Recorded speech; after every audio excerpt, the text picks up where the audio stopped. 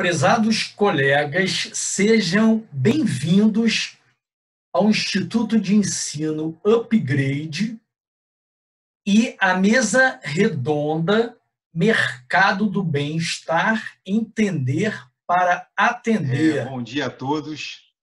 Eu é que agradeço essa oportunidade fantástica de estar aqui com vocês. Então, esse foi um processo, né? Não foi um dia, uma hora. Certo. E eu converti algumas pessoas. Eu não converti 100%. Vou ser muito sincero. Não sou mágico, não tenho a fórmula do sucesso nisso. Mas as pessoas que eu consegui converter, elas estão comigo até hoje, continuam tendo resultados e estão satisfeitas no processo. Eu acho que isso que é fundamental e é importante dizer que tem como sim você gerar valor, você gerar esse atendimento, gerar no final das contas, uma relação positiva, tanto para mim como profissional, como para o cliente. Então, isso é viável e eu acredito hoje em dia muito nesse processo. Cada vez eu acredito mais e estou fã desse processo, porque é uma ferramenta de otimização incrível, se a gente for parar para pensar. Quanto tempo que um profissional de educação física, um personal trainer, demora para se deslocar de um ambiente para o outro de trabalho? Nesse caos que tem de trânsito, tanto nos principais eixos, Rio e São Paulo, por exemplo. Se perde horas e horas e horas por dia. Num ambiente online, você consegue pular de uma sessão para outra em segundos. Então, você pode cruzar a cidade, você cruza o país, você cruza o mundo em segundos. Então, é um ganho na janela de tempo absurdo, que tem que se pensar e entrar na equação também.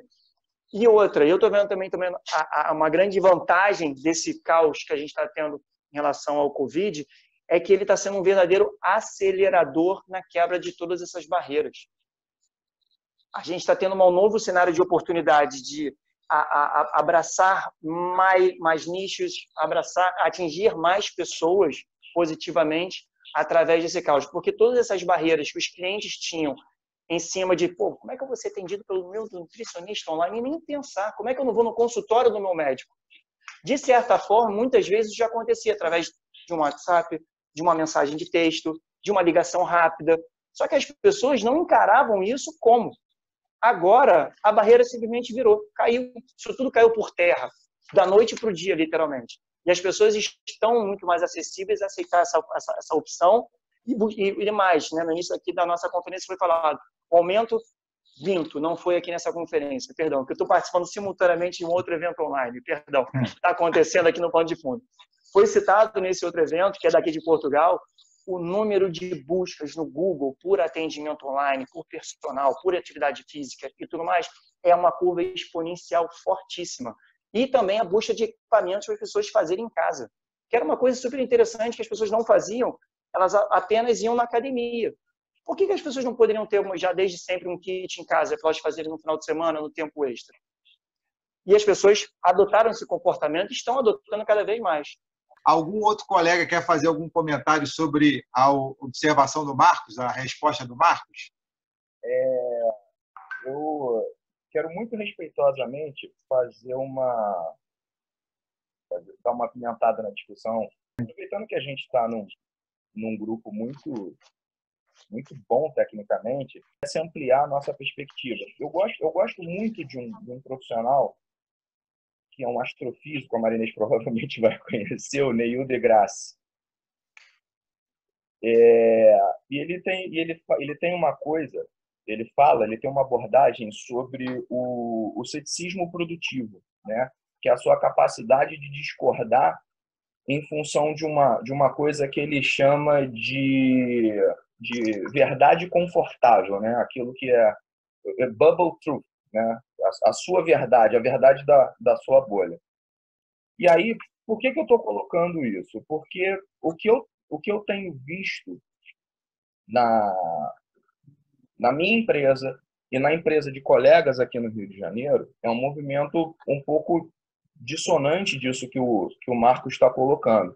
Por exemplo, quando a gente fala da conversão dos clientes que migraram do treinamento físico presencial para o treinamento online, a gente já tem um percentual de perda. Então, os últimos dados que a gente tem, por exemplo, que foram publicados na revista Lancet em 2016, a OMS colocou aqui no Brasil que menos de 50% da população, algo em torno de 45% e 47% da população, pratica atividade física. E aí, já descendo na discussão, a gente precisa separar o que é atividade física do que é exercício físico. Aprofundando ainda, descendo mais ainda na discussão, já existem publicações sobre a ineficácia da atividade física em médio e longo prazo. Ou seja, a atividade física ela é muito boa num comportamento sedentário, hipocinético.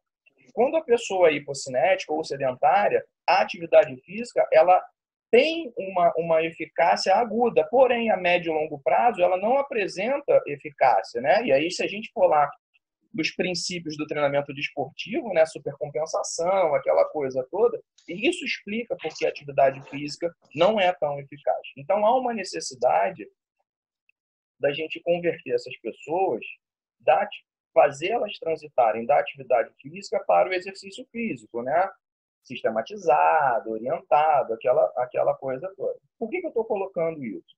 Porque o percentual, a gente precisa pensar a atividade física, né, fora dessa bolha de verdade, citando o Neil deGrasse, porque o que eu tenho visto aqui é que o nível de prática de exercício físico ele caiu drasticamente. Ele caiu muito. Então, a gente precisa pensar na possibilidade, eu até coloquei aqui no chat, já um ofício do Conselho de Educação Física sobre o comportamento das academias numa possível volta, numa possível liberação das academias, né? Então, a gente precisa pensar num modelo de escala, como é que a gente vai receber essas pessoas do confinamento. A Renata colocou ali, né, sobre os resultados do confinamento, essa ruptura emocional, né, das pessoas que foram confinadas de uma maneira abrupta, e a gente tem os comportamentos que eles são antagônicos. Tem gente que está muito bem com o confinamento. Eu conheço gente que já tinha um comportamento muito disciplinado pré-confinamento e manteve esse comportamento. Para essas pessoas está tudo bem. Só que eu conheço gente que está pirada no confinamento.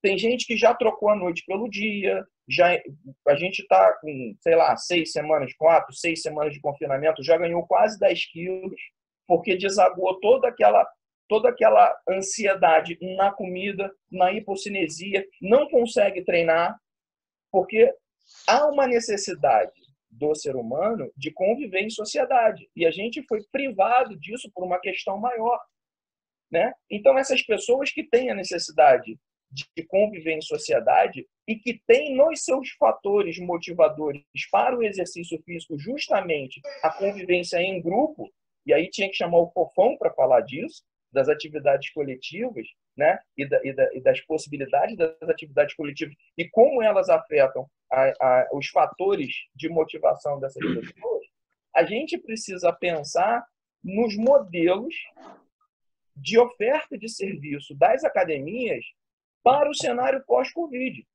Porque agora o que a gente está vivendo, ninguém sabe, não tem manual, como o Ângelo falou, né? O avião quebrou e a gente precisa consertar o avião em voo. Não dá para aterrissar, não dá para parar tudo.